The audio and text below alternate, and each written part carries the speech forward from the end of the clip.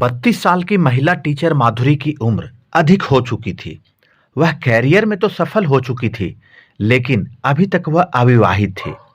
इसकी चिंता जितनी उसके बेहद बुजुर्ग हो चुके माता-पिता और भाई-बहनों को सता रही थी, उससे अधिक अपने जीवन साथी के लिए वह खुद भी चिंतित थी।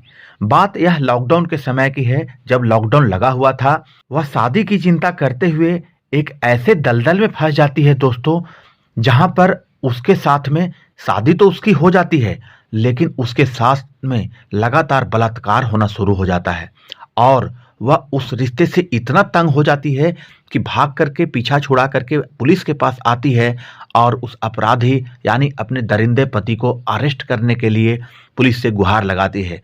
तो दोस्तों, यह घटना कहाँ की है और यह घटना किस तरह से घटी, वह दलदल में कैसे फंसी, सारी जानकारी मैं आपको इस कहानी में देने वाला हूं। उससे पहले यदि आपने हमारे चैनल को सब्सक्राइब नहीं किया है तो जल्द से जल्द सब्सक्राइब कर लें, क्योंकि आपको यहां पर इसी तरह की सनसनीखेज कहानियां प्रतिदिन सुनने के लिए मिलती है। तो दोस्तों, चलिए कहानी को शुरू करते हैं।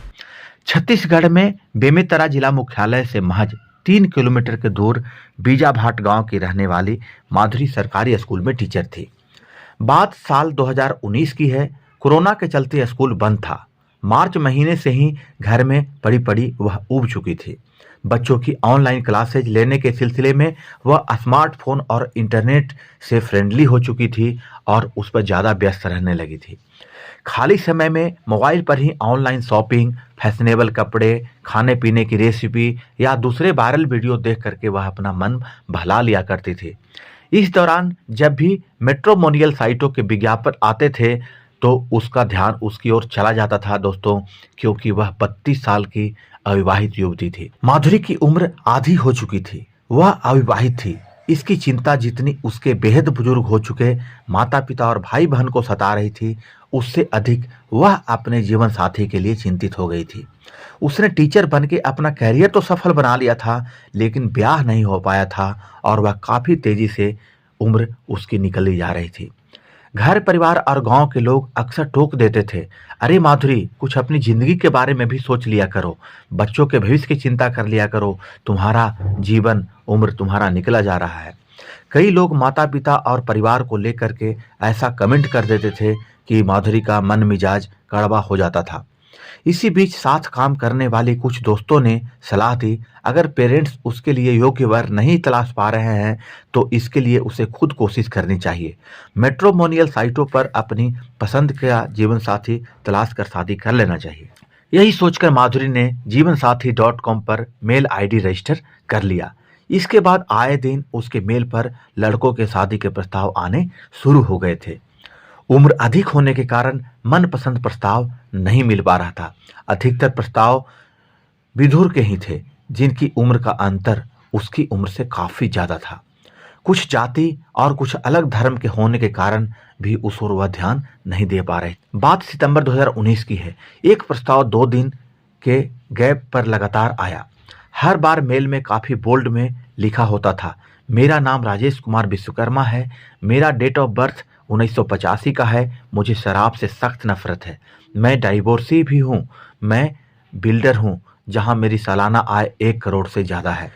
दोस्तों, इस प्रोफाइल के साथ लड़के की तस्वीर में पर्सनैलिटी देखकर माधुरी एक नज़र से उस पर फिदा हो जाती है। अभी तक आए प्रस्ताव में यही एक प्रस्ताव था जो कि उसकी उम्र से मेल खाने वाला था। उसने इसके बारे में अपने परिवार के लोगों से बात करके मेल का जवाब दे दिया था। अपनी कुछ शर्तों के साथ पूरे परिवार की तस्वीर पोस्ट कर भी दी थी। उसने अपने पोस्ट में लिखा था कि उसके घर वाले शादी में साधारण खर्च कर पाएंगे, दहेज की कोई राशि नहीं देंगे, मेरी सरकारी नौकरी है, इसे ही दहेज समझ लीजिएगा। राजेश माधुरी के प्रस्ताव को मानते हुए सादगी के साथ कम से कम अतिथियों की उपस्थिति में शादी करने के लिए राजी हो जाता है, किंतु इससे पहले उसने परिवार समेत उससे मुलाकात करने की इच्छा जताई। माधुरी तैयार हो गई और अपने माता पिता को लेकर के राजेश से मिलने के लिए सितंबर 2019 में इंदौर चली जाती है। वहां राजेश ने उनकी खूब आवभगत की और लगे हाथों अगले महीने अक्टूबर में शादी की तारीख भी तय कर दी गई थी। शादी की जगह रायपुर रखी गई थी, जो कि छत्तीसगढ़ की राजधानी भी है। राजेश ने शादी का पूरा खर्च उठाने का जिम्मा अपने सर पे ले लिया था। लड़की की शादी की शुरुआती रस्में छत्तीसगढ़ में करने के बाद केवल अपने जरूरतों के सामान और कपड़े के साथ आने के लिए कहा गया था। सब कुछ निर्धारित कार्यक्रम के अनुसार चल रहा था। रायपुर के होटल में 24 तारीख को माधुरी की फैमिली के सारे लोग मौजूद थे, जबकि राजेश के परिवार की तरफ से कोई भी नहीं आया था। उसकी ओर से उसके 4-5 दोस्त और 2-3 नौकर चाकर ही आए थे। बाकी सारा इंतजाम होटल वालों ने इवेंट मैनेजमेंट कंपनी के द्वारा करवाया था। माधुरी के घर वालों को यह बात अटपटी लगी कि राजेश की फैमिली से कोई नहीं आया था। उन्होंने इस पर सवाल किया, तब राजेश ने जवाब दिया था कि यह शादी वह अपनी फैमिली की मर्जी के खिलाफ कर रहा है। वे उसकी शादी कहीं और करना चाहते थे, वह इसके लिए तैयार नहीं था। इस कारण फैमिली के लोग शादी में आने से मना कर दिए हैं। दूसरा कारण कोरोना को लेकर के भी उसने बताया, क्योंकि अधिकतर लोग शादी ब्याह के फंक्शन में जाने से बचना चाहते थे।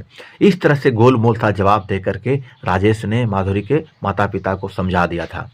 भव्य शादी समारोह देखकर और राजेश की बातों पर विश्वास करते हुए माधुरी के परिवार वाले कोई ज़्यादा ऐतराज नहीं कर पाए थे।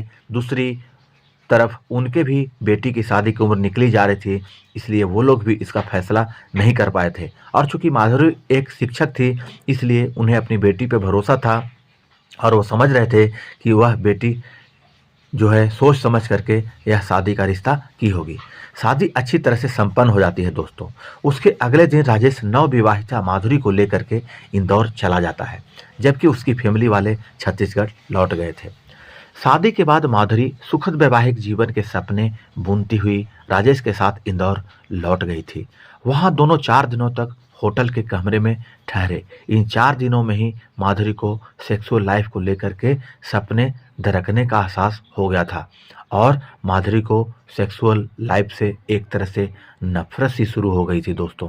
ऐसा क्यों हुआ था वह मैं आगे कहानी में आपको बताने वाला हूं, तो आप कहानी में अंत तक बने रहिए। उसे राजेश की कुछ आदतें पसंद नहीं आई थी, जिसे उसने नज़रअंदाज करने की कोशिश की, लेकिन दिमाग में मैरिटल रेप का कीड़ा कुलबुलाने लगा था। उसके बाद माधुरी मंगलिया इलाके में स्थित युवराज फार्म हाउस में रहने चली गई थी। माधुरी शादी के लंबे अंतराल के बाद 15 जनवरी 2022 को इंदौर के छिपरा थाने में थे। वह थाना प्रभारी के सामने अपने पूरे परिवार के प्राणों की रक्षा की गुहार कर रही थी दोस्तों। हालांकि इसकी शिकायत वह छत्तीसगढ़ के बेमेतरा में भी कर चुकी थी, लेकिन उसे अपनी व फैमिली की सुरक्षा की बेहद चिंता सताए जा रही थी दोस्त। वहां उसने अपनी शिकायत में लिखवाया था कि उसके पति के दोस्त विपिन उसे और उसके परिवार को जान से मारने की लगातार धमकी दे रहे हैं और उसके साथ एक और गुंडा भी धमकाने आता है। दोनों पति राजेश के भेजे हुए रहते हैं। माधुरी ने पुलिस को यह शिकायत की कि वह 16 सितंबर 2021 को किसी तरह से अपनी जान बचाकर वह इंदौर से छत्तीसगढ़ में अपने माता पिता के पास लौट पाई थी। कारण यह था कि राजेश के विवाह करने के बाद उसके लिए एक बेहद डरावना और भयावह अनुभव आ चुका था। माधुरी का वैवाहिक जीवन पूरी तरह से नर्क हो चुका था। आए दिन पति के दोस्त उसका बलात्कार कर रहे थे, कई बार गैंग रेप भी किया गया था। इस कारण उसने आत्महत्या तक करने का मन बना चुकी थी, लेकिन राजेश ने जब उसे और उसके घर वालों को मारने के लिए गुंडे भेज दिए, तब वह हिम्मत जुटाकर पुलिस में शिकायत करने के लिए इंदौर आई थी। इसी के साथ माधुरी ने यह भी बताया कि जब तक राजेश के खिलाफ कार्रवाई नहीं होगी, वह पकड़ा नहीं जाएगा, तब तक वह थाने से हिलेगी नहीं, थाने में बैठी रहेगी। वह इतना इस सेक्सुअल लाइफ से इतना तंग आ चुकी थी, उसके साथ में सामूहिक बलात्कार हो रहा था, रेप हो रहा था, कि वह इससे तंग होकर के पुलिस थाने में ही अनशन पर बैठने की धमकी दे रही थी। विवाहिता माधुरी के पति द्वारा गैंग रेप करवाए जाने की शिकायत सुनकर थाना प्रभारी के होश उड़ गए थे। उन्होंने माधुरी से उसकी दास्तान विस्तार से सुनते हुए रिकॉर्ड कर ली, जिसके बाद उन्होंने 2 सालों में भोगा गया कष्ट, फिर राजेश और उसके साथियों के खिलाफ FIR दर्ज कर ली। थाना प्रभारी ने माधुरी को पूरी तरह से सुरक्षा का वादा करते हुए राजेश के खिलाफ तुरंत कार्रवाई शुरू करने का आश्वासन देकर के घर जाने की विनती की और घर जाने को कहा। इतना ही नहीं, पुलिस ने इस मामले में आरोपियों के खिलाफ अगले रोज ही कार्रवाई की पूरी तैयारी भी कर ली थी। इससे पहले छिपरा थाने की पुलिस ने उसके द्वारा बेमेतरा थाने में दर्ज करवाई गई शिकायत के बारे में मालूम किया। राजेश के पुराने पुलिस रिकॉर्ड निकलवाए। उसका अध्ययन करते हुए पुलिस चौंक गई थी। चौंकने की वजह राजेश का पुराना आपराधिक रिकॉर्ड था। न केवल उसके बल्कि उसके फार्म हाउस के खिलाफ भी कई शिकायतें पहले से ही दर्ज थी। फिर क्या था, जांच की प्रक्रिया का सिलसिला आगे चल पड़ा। पुलिस रिकॉर्ड में राजेश विश्वकर्मा बिल्डर था और वह उसी फार्म हाउस का मालिक भी था जहां शादी के बाद माधुरी ने केवल 2 साल गुजारे थे। पुलिस ने माधुरी की शिकायत के मुताबिक राजेश के अलावा उसके 3 दोस्तों और एक नौकर पर भी एफआईआर दर्ज कर लिया था। हालांकि राजेश के एक दोस्त विपिन भदौरिया को बेमेतरा छत्तीसगढ़ पुलिस पहले ही गिरफ्तार कर चुकी थी। उस पर 2 दर्जन से ज्यादा केस बेमेतरा और दूसरे थानों में दर्ज कराए गए थे। उसे बेमेतरा की हाउसिंग बोर्ड कॉलोनी से गिरफ्तार कर लिया गया था। इधर इंदौर पुलिस ने राजेश को भी उसके फार्म हाउस से हिरासत में ले लिया। उसके साथ नौकर अंकेल बघेल को भी पकड़ा गया था। अगले रोज जब थाने में उसका सामना माधुरी से हुआ तब वह समझ गया कि वह यह सब किसकी किया कराया है।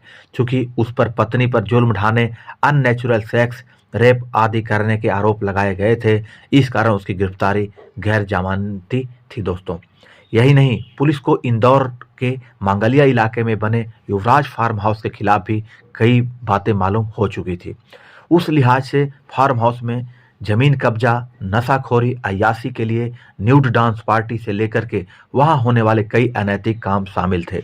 उसी फार्म हाउस आने जाने वालों में राजेश के खास दोस्तों में अंकेल बघेल, विश्वकर्मा, विवेक और विपिन भदौरिया भी शामिल थे। माधुरी सभी की परिचित ही नहीं, उनके यौनाचार का शिकार भी हो चुकी थी। सभी ने उसके साथ कई बार रेप किया था। उधर छत्तीसगढ़ पुलिस ने भी राजेश विश्वकर्मा, अनंत साहनी, सिद्दीकी के आरोपी बना लिया था। छत्तीसगढ़ पुलिस के मुताबिक मुख्य आरोपी राजेश विश्वकर्मा ने विपिन भदौरिया, अनंत साहनी, सिद्दीकी को बेमेतरा में पीड़ित की हत्या के लिए भेजा था। तीनों पहचान छिपाकर कुछ दिनों तक सवेरा लॉज में पान मसाला के एजेंट बनकर के ठहरे हुए थे। विपिन भदौरिया आगरा जिले के जैतपुर स्थित प्रकाश नगर का रहने वाला था। उस पर करीब 1 दर्जन से अधिक आपराधिक मामले दर्ज थे। यही नहीं, विपिन हथियारों का भी शौकीन बताया गया था। उसने अपनी फेसबुक प्रोफाइल पर बंदूक थामे हुए फोटो लगा रखी थी। यहाँ तक कि विपिन के पिता दिनेश पर भी 1 दर्जन से अधिक आपराधिक मामले दर्ज थे। इंदौर पुलिस द्वारा दर्ज गैंग रेप के इस मामले के चारों आरोपी मूलतः नागदा के रहने वाले हैं। उनमें से मुख्य आरोपी राजेश विश्वकर्मा के पिता जगदीश विश्वकर्मा का नागदा में इंजीनियरिंग वर्ष का अच्छा खासा कारोबार स्थापित है। राजेश के बारे में जुटाई गई जानकारी के अनुसार वह शुरू से आपराधिक गतिविधियों में लिप्त रहा था। इस कारण उसके पिता ने कभी उसे पसंद नहीं किया था। यहाँ तक कि उसके पिता ने ऊब करके सन 2018 में उसे घर से भी निकाल दिया था। उसके बाद से उसने अपना रहने का ठिकाना इंदौर में बना लिया था। वहीं उसकी दोस्ती अंकेश बघेल, विपिन भदौरिया और विवेक विश्वकर्मा से हुई थी। सभी आरोपियों के खिलाफ दुष्कर्म की धाराओं व आर्म्स एक्ट के तहत प्रकरण दर्ज किया गया था। इस मामले में गिरफ्तार में आए चारों आरोपी नागदा के रहने वाले थे। राजेश की गिरफ्तारी के बाद पुलिस ने उसके युवराज नाम से मशहूर फार्म हाउस में गहरी छानबीन की। कुल 1 लाख वर्ग फीट पर बने युवराज फार्म हाउस के 27,000 वर्ग फीट पर निर्माण किया गया था। यह राजेश का एक ऐशगाह बन चुका था दोस्तों। बड़े अधिकारियों से उसके अवैध कब्जे को ढहाने के आदेश भी लिए गए। कलेक्टर मनीष सिंह ने फार्म हाउस को ढहाने के आदेश दिए थे। हालांकि उसे ढहाना कोई आसान काम नहीं था। इसके लिए नगर निगम से 4 से ज्यादा जेसीबी और बुलडोजर लगाए गए थे और फार्म हाउस को ढहाया गया था। एसडीएम रवि श्रीवास्तव और एसडीपीओ पंकज दीक्षित की मौजूदगी में 16 जनवरी की दोपहर 1:15 बजे कार्रवाई शुरू हुई थी। मौके पर सुबह से ही प्रशासन, निगम और पुलिस की टीमें जुट गई थी। कार्रवाई से पहले जिला प्रशासन और पुलिस अफसरों ने मुआयना किया। इसके लिए भारी पुलिस बल भी लगाया गया था। सबसे पहले अंदर से सारा सामान बाहर किया गया था। बुलडोजर से बाउंड्री वॉल गिरा दी गई थी। उसके बाद अंदर के हिस्से को ढहाया गया था। इस बीच मुख्य आरोपी राजेश को सांवेर तहसील जेएमएफसी कोर्ट में पेश किया गया, जहां उसे न्यायिक हिरासत में भेज दिया गया था। पुलिस को फार्म हाउस से राजेश के अय्याशी के कई सामान मिले थे। उनमें महंगी शराब की बोतलें और सेक्स टॉय तक थे। फार्म हाउस में बार कॉटेज बना रखा था। घूमने के लिए छोटी ट्रेवल गाड़ी और ऑडी जैसी लग्जरियस कार तक उसमें उपस्थित थी। फार्म हाउस में आर्टिफिशियल हथियार भी मिले थे जो चाइना के बने थे। उनमें आर्टिफिशियल चाकू और कुल्हाड़ी सेट समेत पूरे सामान थे। वहां लगे सीसीटीवी कैमरे और डीवीआर भी जब्त कर लिए गए थे। लाखों रुपए खर्च करके इस फार्म हाउस का निर्माण गलत तरीके से कराया गया था। साथ ही इंटीरियर पर भी काफी पैसे खर्च किए गए थे। पुलिस और निगम के वरिष्ठ अधिकारियों ने फार्म हाउस के दस्तावेजों की जांच कराई। बताते हैं कि यह सब उसने अपने पुश्तैनी जमीन बेच करके बनाया था। उसकी कीमत करीब 50 करोड़ से भी अधिक आंकी गई थी। फार्म हाउस के नजदीक एक जमीन का टुकड़ा उसने कुछ साल पहले करोड़ों में बेचा था। वह रंगीन मिजाजी और अय्याशी के शौक पूरे करने के लिए बेचा था। राजेश का एक बड़ा भाई भी है जो पिता का बिजनेस संभालता है। माधुरी कहती है कि भगवान से मैं दुआ करती हूँ कि किसी भी औरत को राजेश जैसा पति न मिले। यह कामना उस औरत की है जिसने शारीरिक और मानसिक उत्पीड़न से बेहद करीब से जिंदगी को नर्क बनते हुए देखा था। दरअसल माधुरी ने जब बिल्डर पति से शादी रचा करके दाम्पत्य जीवन की शुरुआत की थी, तब उसने व्यक्तिगत, पारिवारिक और सामाजिक तौर पर कई सपने बुने थे। हालांकि उसकी बेमेल शादी हो गई थी। पति तलाकशुदा था और उम्र में उससे 13-14 साल बड़ा भी था। जीवनसाथी.com पर उसने अपनी उम्र 1974 के बजाय 1985 बताई थी। विवाह नहीं हो पाने के मानसिक दबाव के चलते माधुरी ने राजेश की मक्कारी पर ध्यान नहीं दिया था दोस्तों।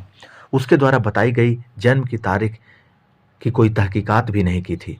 इस बारे में माधुरी द्वारा थाने में दर्ज करवाई गई शिकायत में लिखवाया कि वह छत्तीसगढ़ में सरकारी स्कूल में टीचर थी। साल 2019 में जीवनसाथी.com पर राजेश विश्वकर्मा का प्रपोजल आया था। अपनी प्रोफाइल में उसने डेट ऑफ बर्थ 1985 लिख रखी थी, जो कि असल में 1974 थी। उसने खुद को डाइवोर्सी, नॉन ड्रिंकर बताया था और इनकम 1 करोड़ से ज़्यादा बताई थी। माधुरी ने बताया कि उसे यह प्रस्ताव पसंद आ गया तो 24 अक्टूबर 2019 को दोनों की रायपुर के होटल में शादी हो गई। इस शादी में माधुरी की फैमिली के सारे लोग मौजूद थे, जबकि राजेश की फैमिली से कोई भी नहीं आया था। माधुरी के घर वालों ने इस पर ऐतराज किया था, पर बात इज्जत की थी, इसलिए वे चुप हो गए थे। शादी के बाद इंदौर के एक होटल में माधुरी को 4 दिन ठहराया गया। इसके बाद राजेश उसे अपने फार्म हाउस ले गया था। माधुरी ने शादी के बाद एक छोटे से घर में परिवार के सदस्यों के बीच रहने के सपने देखे थे, किंतु फार्म हाउस का माहौल उससे बिल्कुल उलट था। युवराज फार्म हाउस में शुरुआती 5 दिन उसे कमरे में बंद करके रखा गया था। उससे कहा गया था कि परिवार के लोग शादी से नाराज हैं। शादी के 15 दिन तक राजेश ठीक ठाक रहा। इसके बाद शुरू हुआ माधुरी का उत्पीड़न का दौर। माधुरी के पास मोबाइल नहीं था। अपने मोबाइल के से सामने बैठ कर वह बात कराता था। कॉल रिकॉर्डिंग पर होती थी। फार्म हाउस में न्यूड पार्टियां हुआ करती थी। नौकर निगरानी करते रहते थे। राजेश माधुरी को पोर्न मूवी दिखाकर उसी तरह का रिलेशन बनाने के लिए कहता था। अननेचुरल सेक्स करता था। मना करने पर टॉर्चर करता था। फार्म हाउस पर उसे बिना कपड़ों के या अंडरगारमेंट्स में अधनंगे रखा जाता था। सर्दी के मौसम में भी उसे ठिठुरते हुए या फिर बेडशीट या तौलिया लपेट कर रहना पड़ता था। नौकर को कहकर उसके कपड़े छिपा दिए जाते थे। उसके बाद से उसका माधुरी के प्रति नज़रिया बदल गया। नौकर भी उसके साथ गलत हरकतें करने लगे थे दोस्तों। राजेश विपिन से उस पर ठंडा पानी डलवाता और दोस्तों के सामने बिना कपड़ों के डांस करवाया करता था। वे सारे कुर्सी पर सिगरेट के कस लगाते हुए उसे गंदी नज़रों से घूरते रहते थे। डांस के बाद सभी उसके साथ रेप करते थे। सिगरेट से प्राइवेट और बॉडी के दूसरे पार्ट दागते थे, दांतों से काटते थे। उसने इसके वीडियो भी बना रखे थे। माधुरी ने पुलिस को बताया कि उसे आशंका है कि उसने उसके न्यूड डांस और सेक्सुअल हैरेसमेंट का वीडियो पोर्न साइटों पर डाल दिया हो। एक बार वह सिगरेट से दागने पर काफ़ी जख्मी भी हो गई थी। यह सब करीब 2 सालों तक चलता रहा। उसे वे लोग फार्म हाउस से बाहर निकलने नहीं देते थे। 1-2 बार बाहर जाना भी हुआ तो नौकरों और दोस्तों के साथ ही। उन दिनों उसकी सेहत भी खराब हो गई थी। 16 सितंबर 2021 को वह वहां से किसी तरह से निकलकर भागने में सफल हो गई।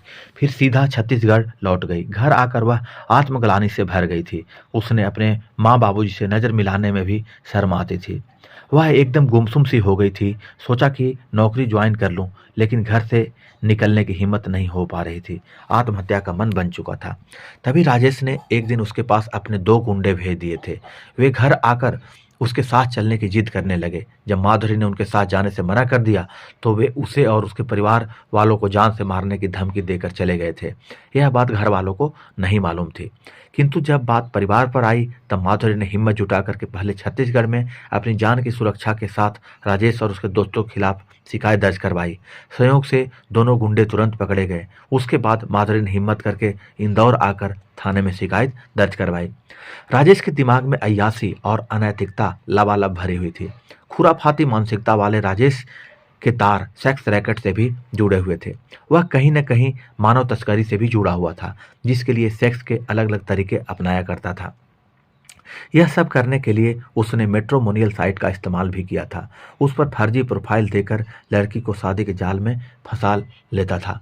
बताया जाता है कि शहर के 3 बड़े होटलों में आने वाले फॉरेन एस्कॉर्ट के ट्रैवल टिकट राजेश अपने दोस्त से बुक करवाता था। एस्कॉर्ट की लड़कियों को अपने फार्म हाउस पर भी ठहराता था। छिपरा पुलिस को इसके सबूत गैंगरेप के मामले की जांच के दौरान मिले थे। इसके बारे में छत्तीसगढ़ पुलिस को पता चल गया था कि गैंगरेप से जुड़े अपराधियों के तार राज्य में मानव तस्करों से भी जुड़े हुए थे। मध्य प्रदेश के गृह विभाग ने इंदौर स्पेशल ब्रांच से इस मामले में रिपोर्ट मांगी थी। यह भी पता चला था कि विदेशी लड़कियां राजेश की कमजोरी थी। वह पोर्न एडिक्टेड भी था। विदेशी लड़कियों को रिझाने के लिए जहां शराब और नशे का सहारा लेता था, वहीं पोर्न मूवी की तरह सेक्स संबंध बनाने में भी काफ़ी दिलचस्पी लेता था। अननेचुरल सेक्स और ग्रुप सेक्स के लिए भी उत्सुक रहता था। वह जब भी कहीं बाहर घूमने के लिए जाता तो ऐसे होटलों में ठहरता जहां विदेशी लड़कियों का आना जाना अधिक होता हो। इंदौर, गोवा और जयपुर के होटलों में वह कमरे बुक करवा कर रखता था। इंदौर के कुछ होटलों में सीधे कमरे बुक होते थे। शहर के 3 होटलों में उसका काफ़ी आना जाना रहता था। वैसे साल में 2 बार गोवा और जयपुर का टूर बनाता था। वहाँ भी होटलों में उसके रूम बुक रहते थे। वह ऐसे होटलों में ठहरता था जहाँ पब के साथ बार भी होता था। इस सिलसिले में वह दुबई और बैंकॉक भी घूम आया था। छिपरा पुलिस के मुताबिक राजेश को बचाने के लिए उसके 2 मास्टरमाइंड दोस्तों की भूमिका काफ़ी महत्वपूर्ण थी। उसमें से एक ट्रैवल का काम करता था, जबकि दूसरा आईटी एक्सपर्ट था। दरअसल गैंग रेप में शामिल एक आरोपी विवेक ही आईटी एक्सपर्ट है। उसने राजेश के मोबाइल और दूसरे गैजेट्स से पूरा डाटा डिलीट कर दिया था। पुलिस अब डाटा निकालने के लिए आईटी एक्सपर्ट की मदद ले रही थी। विवेक अपनी पत्नी से तलाक ले चुका था। उसे भी अय्याशी का शौक था। राजेश के साथ वह भी ज़्यादा से ज़्यादा समय अपना फार्म हाउस पर बिताता था। दूसरा ट्रैवल एजेंट दोस्त होटल में एयर टिकट बुक कराने से लेकर होटल में कमरों तक का इंतजाम कराता था। राजेश कौन से शहर में कब और कहां किस होटल में ठहर चुका है या ठहरेगा, सारी जानकारी उसके पास होती थी।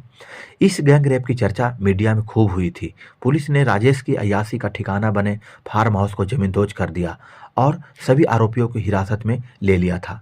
पीड़ित भी अपने मायके छत्तीसगढ़ में लौट चुकी थी। उसके दिल पर भले ही कुछ बोझ कम हो गया हो, लेकिन जब तक राजेश और उसके दोस्तों को सजा नहीं मिल जाती तब तक माधुरी ने चैन से नहीं बैठने की कसम खा रखी थी।